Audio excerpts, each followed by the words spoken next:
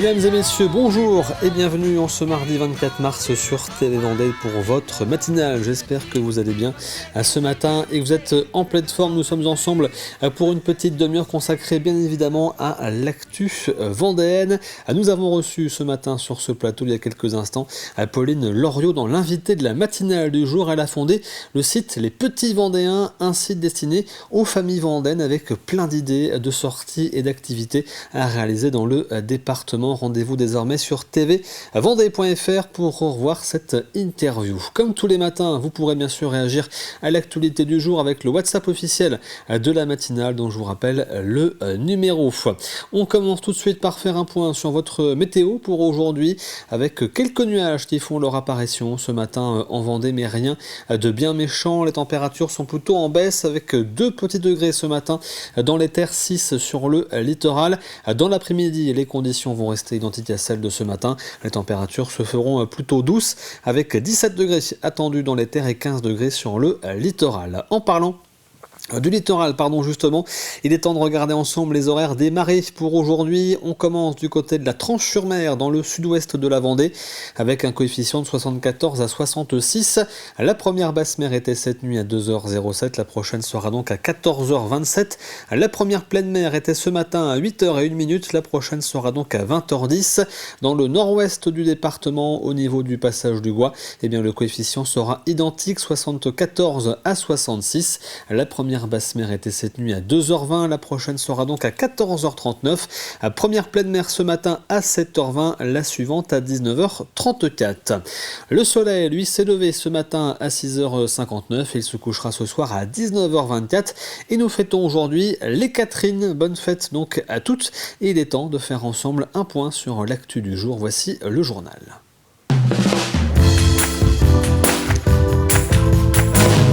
Le conflit au Moyen-Orient continue d'avoir des répercussions sur notre économie. Vous avez bien évidemment remarqué l'évolution des prix des carburants et parmi les professions les plus impactées par cette situation, les agriculteurs et notamment les producteurs de céréales. Ils utilisent du gazole non routier pour leurs engins, un carburant dont le prix a doublé en quelques semaines et le coût des engrais qu'ils utilisent a lui aussi explosé. Dans le sud Vendée, de nombreux céréaliers ont le sentiment de se retrouver coincés entre l'augmentation de leurs charges et des prix de vente de leur production qu'ils ne maîtrisent pas. Ils sont nombreux à être contraints de piocher dans leur trésorerie. Reportage de Louise Viadger. C'est jour de livraison pour cet agriculteur. Pour faire pousser ses céréales, il reçoit sa commande d'engrais azotés, une matière dont le prix a bondi de 30% en une douzaine de jours. La conséquence de la guerre au Moyen-Orient, c'est une hausse de minimum 150 € du prix de la tonne de l'engrais. Donc vous voyez, c'est quasiment une tonne de blé qui a augmenté en l'espace de 10 jours. Alors que nous, le blé, il a augmenté de 5% en 10 jours. Et le GNR et l'azote, vous connaissez les hausses, sont exponentielles. Le GNR, c'est le gasoil non routier utilisé pour faire rouler les tracteurs.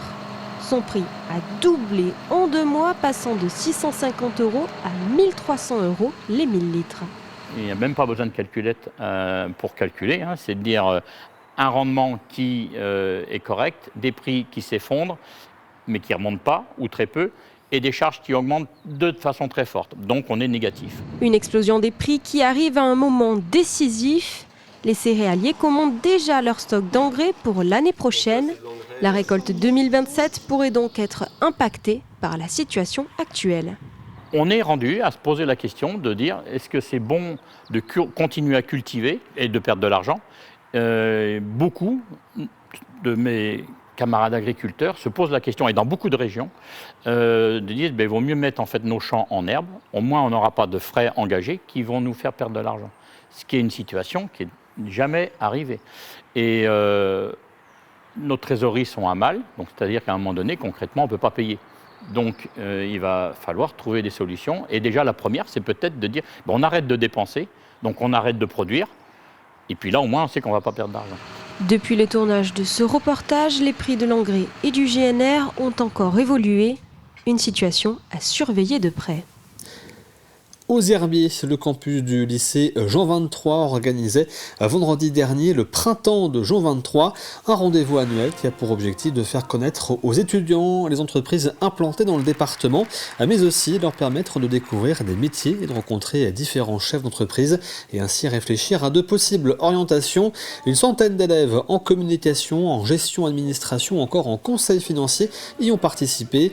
Cette édition 2026 du printemps de Jean 23 avait pour thème management et intergénération de la compréhension à l'action. C'est montrer le monde de l'entreprise sous une façon différente de l'alternance, puisqu'il y en a qui sont en alternance, même s'il y a des statuts scolaires, eux ils font des stages, donc ils ne sont pas non plus ignorants de l'entreprise.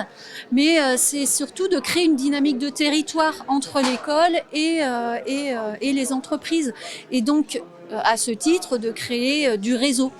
Et pour l'entreprise et pour les apprenants aussi, et pour nous aussi, bien sûr. Si nous, on est en alternance, donc forcément, ça nous permet d'avoir des points de vue pour pouvoir aussi prendre tout ce qu'on a à apprendre pour pouvoir aussi le mettre en action, en application dans une entreprise. Donc ouais, c'était vraiment très instructif. Moi, ça m'a plu. Je trouve l'intervention très fluide, c'était très structuré. Et aussi, ça parle des sujets, on va dire, du quotidien qu'on ne parle pas forcément ailleurs. Je trouvais ça très intéressant et très instructif de parler des différentes générations, les choses qu'on a en différent, et je trouve ça vraiment intéressant, c'était sympa. Nous prenons maintenant la direction de Saint-Fulgent et plus précisément de l'auditorium de la communauté de communes du pays de Saint-Fulgent.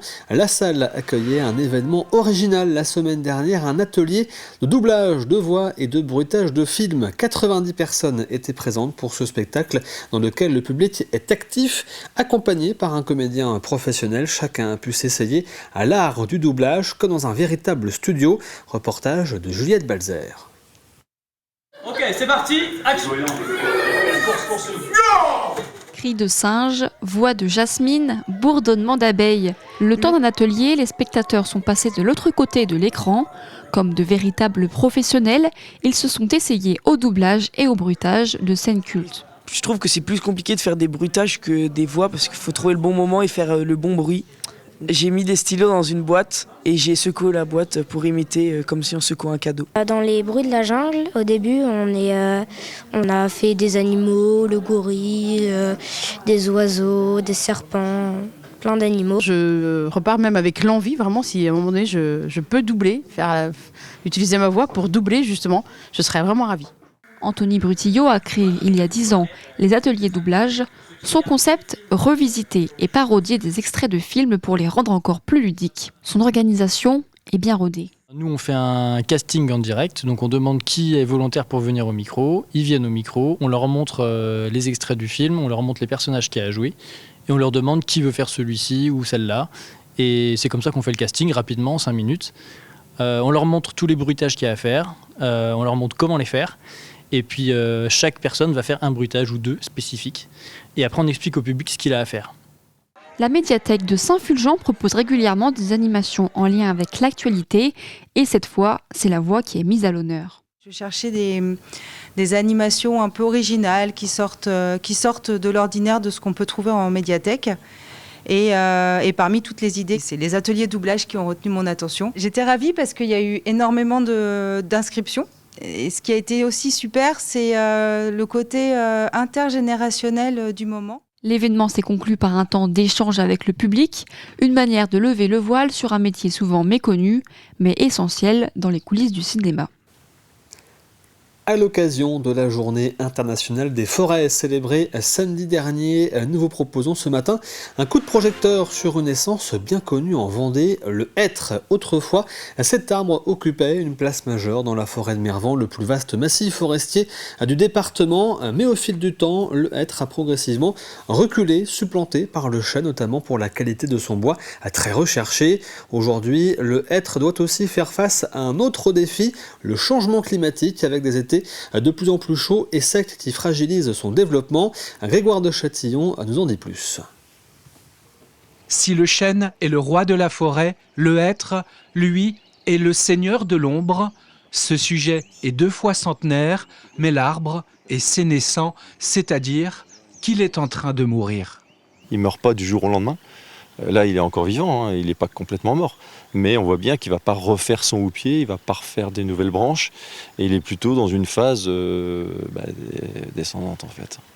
Le déclin de l'être s'observe surtout ici sur les vieux sujets, les plus hauts, ceux qui prennent le plus de soleil.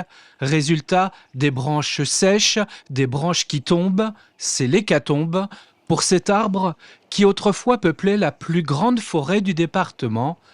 Un peu plus loin, celui-ci a tiré sa révérence. Alors ici on a un arbre qui est mort en fait parce que le hêtre connaît des difficultés d'approvisionnement en eau. C'est un arbre qui est très, très gourmand en eau et qui aime bien aussi avoir de l'eau régulièrement dans l'année. Si le hêtre était vraiment très très présent historiquement dans la forêt, on voit bien que là il traverse vraiment des périodes compliquées, notamment les périodes estivales, et que ces phénomènes sont de plus en plus récurrents. Et il y a plusieurs centaines d'années, avant que les forestiers n'interviennent, le hêtre il était prépondérant en fait dans la forêt. Et l'objectif du forestier, c'était plutôt de produire du chêne. Donc on a lutté contre le hêtre, c'est-à-dire qu'il est resté, il était toujours là, mais il était minoritaire pour pouvoir sortir justement ces beaux chênes qui caractérisent la forêt de Mervan. Dans cette forêt, être ou ne plus être, là est la question. La présence du hêtre n'est pas condamnée en fait sur la forêt de Mervan. C'est vraiment ces gros hêtres dominants qui sont les plus exposés au soleil et aux difficultés climatiques, tandis que les individus qui sont plus contenus, qui sont sous abri, vont être plus résistants. Vulnérable face au réchauffement climatique, le hêtre aujourd'hui ne représente que 2% de la surface de la forêt de Mervan.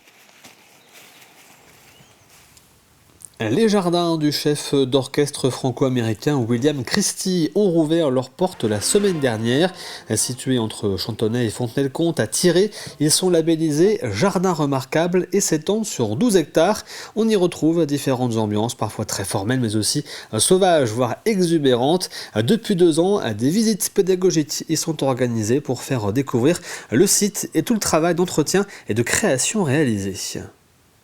Ce que je souhaite que les visiteurs retiennent en venant au jardin de William Christie, c'est la beauté déjà de ces jardins remarquables, de par toutes ces différentes pièces montées de A à Z par Monsieur Christie, et la différence qu'il peut y avoir entre le côté sauvage et le côté très strict, et voilà, qu'ils puissent revenir en étant émerveillés.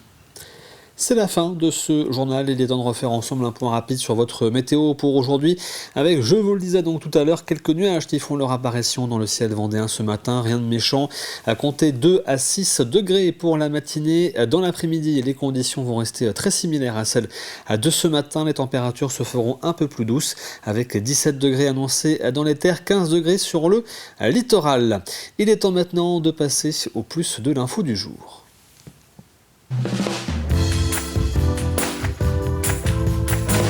Dans le plus de l'info, ce matin, nous prenons la direction des Lucs-sur-Boulogne à l'Historial de la Vendée. Nous allons à la découverte du musée des enfants qui a récemment changé de thématique. Il est désormais consacré à l'arbre.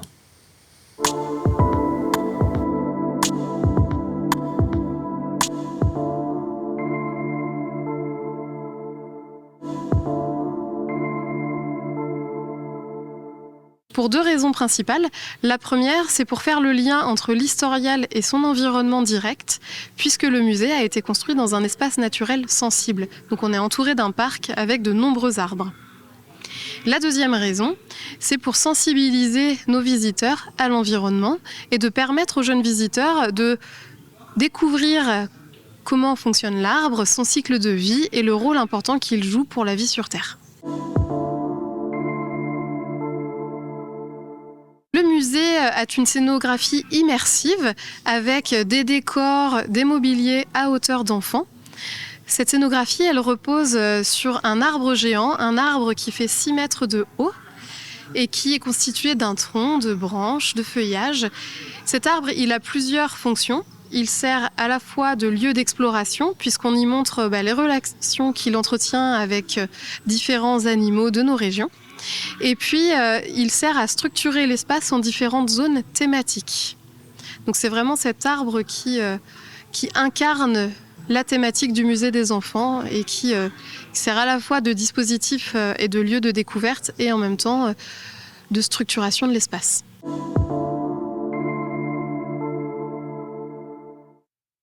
On a dans le musée des enfants des dispositifs qui reposent sur différents principes. On a des dispositifs qui reposent justement sur une découverte sensorielle avec des éléments à toucher, à entendre, à sentir. On a aussi des dispositifs qui reposent sur de l'observation. On a des dispositifs qui sont des manipulations, des puzzles, des pièces à repositionner correctement, des choses à faire tourner pour les découvrir sous différents angles.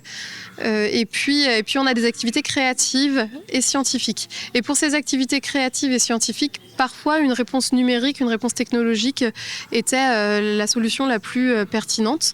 Donc par exemple, pour expliquer le rôle de la sève et comment se passe la photosynthèse, qui sont des données scientifiques un peu plus compliquées, on est passé par un dispositif qui repose à la fois sur une mise en lumière, la diffusion d'une bande-son et ensuite la projection sur écran du texte explicatif. On est dans un espace où l'adulte est partie prenante. C'est un espace en fait familial, intergénérationnel, que l'on vient découvrir à plusieurs.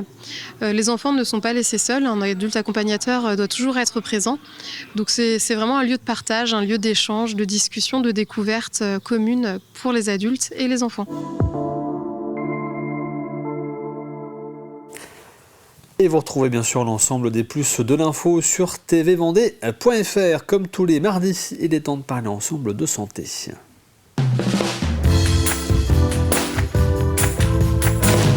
Cette semaine dans Hôpital Mode d'Emploi, nous vous présentons le centre de traumatologie installé au centre hospitalier Côte de Lumière au Sable d'Olonne.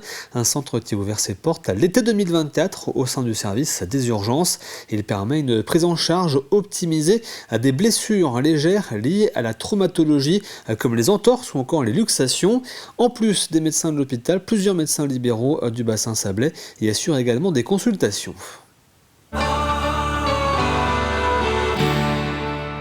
L'idée, c'était surtout de pouvoir offrir un nouveau maillon qui n'existait pas jusqu'à présent en Pays de Loire dans la chaîne de l'accidentologie, et donc d'extraire tout ce qui concerne la petite traumatologie, qui nécessite l'accès souvent à un plateau technique de type radiologie, mais pas forcément la totalité d'un service hospitalier.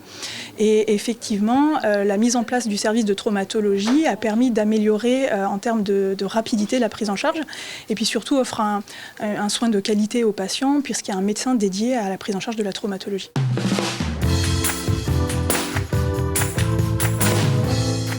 Et ici, on va avoir 3 grands types de patients. Donc les patients qui vont se présenter spontanément aux urgences ou après avoir été régulés via le 15 ou le 116-117. On va aussi recevoir les patients qui auront été adressés par leur médecin traitant pour réaliser une imagerie. Souvent, c'est une radiographie. Si elles trouvent une anomalie, une fracture, les patients ils vont être redirigés ici pour qu'on puisse les prendre en charge. Et aussi, on va avoir les patients qu'on aura nous-mêmes reconvoqués pour une consultation de suivi. Ces consultations, elles sont très intéressantes. Elles nous permettent de réévaluer à distance ces patients, mais aussi de pouvoir leur proposer une prise en charge adaptée à leur pathologie. Concrètement, après une fracture simple, non déplacée, par exemple du poignet, ici, on pourra faire le diagnostic, l'immobiliser, les convoquer pour avoir une consultation de contrôle avec une radiographie. Et à l'issue de la période d'immobilisation, on pourra l'enlever puis prévoir la suite avec la rééducation fonctionnelle. On peut aussi prendre du temps pour faire de l'éducation thérapeutique et des conseils de prévention de la récidive qui sont très importants.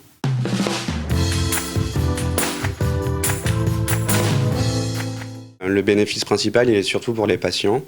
La traumatologie, c'est un des motifs de passage aux urgences qui est les plus fréquents, mais néanmoins, le degré d'urgence est toujours un petit peu relatif. On peut parler des entorses de cheville, des fractures simples du poignet, des accidents de travail. Toutes ces pathologies contribuent à la saturation du service des urgences.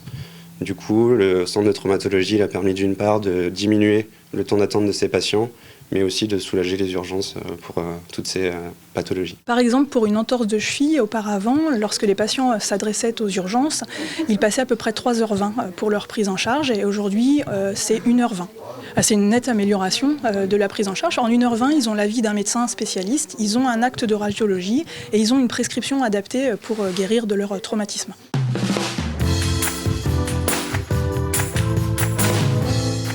L'activité a augmenté puisqu'on avait à peu près 2000 patients en 2024 pour un service ouvert au mois de juin. Et là, on est à peu près à 4050. Et effectivement, l'idée, c'est probablement de doubler l'effectif médical pour l'un des médecins qui se centrerait sur les soins non programmés et puis l'autre médecin qui pourrait offrir des activités de reconsultation, de reconvocation. Et voici donc pour ce nouveau numéro de Hôpital Mode d'Emploi en collaboration avec les hôpitaux de Vendée, consacré ce matin au centre de traumatologie du centre hospitalier Côte de Lumière au Sable d'Olonne. Il est temps maintenant de passer à l'extrait du jour.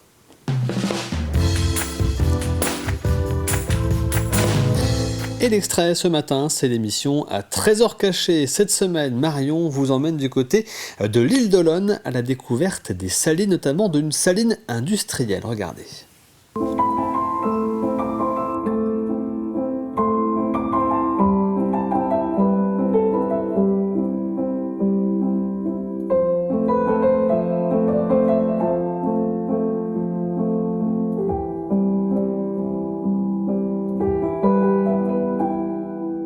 Johan, je suis ravie de te retrouver aujourd'hui. Et oui, une nouvelle fois, avec plaisir. Pour parler de ton sujet favori, le sel, l'histoire du sel. Tout à fait. Déjà, il faut que tu m'aides un petit peu, parce que je suis un petit peu désorientée. Nous sommes toujours ici sur la commune de l'île d'Olonne. Eh bien, écoute, ça tombe bien que tu le dises, on est juste sur la frontière, puisqu'on est sur le bord de la Vertonne, oui, qui amène l'eau salée dans les marais et qui évacue l'eau douce l'hiver.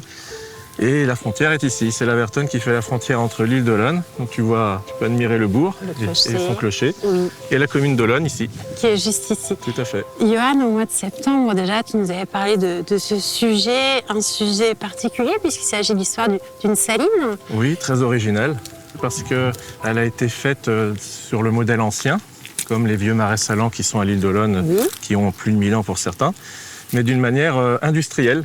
C'est-à-dire qu'ils ont bâti une saline de type traditionnel, mais beaucoup plus importante, avec des changements de structure quand même, des améliorations qu'ils ont fait à l'époque, équipés de bâtiments, d'une salle des machines avec une pompe, avec une équipe de saisonniers, une équipe d'ouvriers, du matériel, des wagons pour transporter le sel, etc. On est sur quelle époque là? Eh bien écoute, la saline a été créée en 1910. Donc nous sommes au tout début du XXe siècle, ère industrielle. Exactement. C'est-à-dire que dès le départ, cette saline a été conçue pour fonctionner de manière industrielle. C'est ça. Comment tu as découvert cette histoire, toi? À l'occasion de dons qu'on nous fait à l'association, un monsieur nous a donné un album photo avec des vieilles photos de l'île d'Olonne. Puis un soir, j'étais à regarder un petit peu ce qu'il y avait d'intéressant dans cet album. Et derrière une photo, j'ai trouvé un petit bout de papier.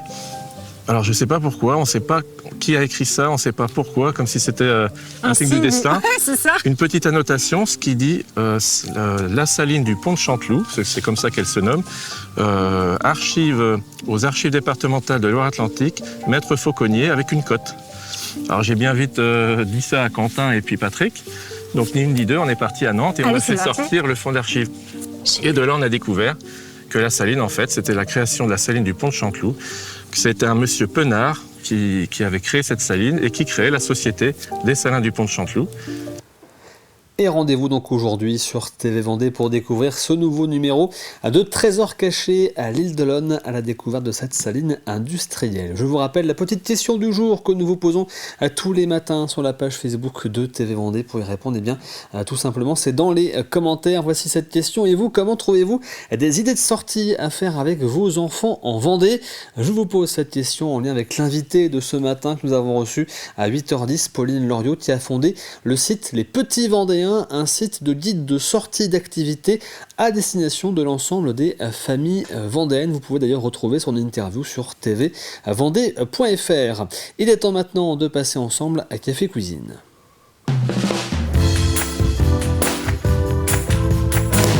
Mais qu'y a-t-il donc à gagner cette semaine dans Café Cuisine? Eh bien, ce sont 4 places pour le spectacle Légende qui sera joué prochainement à Machecou avec l'association La Renseigne. Pour espérer donc remporter ces 4 places, il vous faut bien sûr la réponse à la question que voici. Quelle espèce invasive est particulièrement surveillée en ce mois de mars en Vendée? Et voici les 2 premiers indices de la semaine. On commence à surveiller cette espèce dès les premiers beaux jours, notamment dans les jardins vendéens. Et cette espèce s'attaque à un insecte essentiel pour nos cultures, notamment pour le miel. Je répète, nous commençons à surveiller cette espèce dès les premiers beaux jours, notamment dans les jardins vendéens. Et cette espèce s'attaque notamment un insecte essentiel pour nos cultures, notamment pour le miel. Vous avez jusqu'à vendredi midi pour tenter votre chance. Vous connaissez bien sûr le fonctionnement de Café Cuisine. Vous avez rendez-vous donc sur tvvendée.fr, rubrique le jeu de la matinale. Vous y retrouvez la question de la semaine et l'ensemble des indices jour après jour et tirage au sort parmi les bonnes réponses vendredi après-midi. Et donc je vous rappelle qu'il y a à gagner cette semaine 4 places pour le spectacle Légende qui sera donc joué à Machecou par l'association, par la compagnie L'Art en Scène. C'est la fin de cette matinale. Merci à vous de l'avoir suivi. L'actualité revient bien sûr à 12h30 avec le journal présenté par Aurélien Huard. Quant à moi, je vous retrouve demain à partir de 7h. D'ici là, passez une excellente journée devant TV Vendée. Bien sûr, très bonne journée et à demain.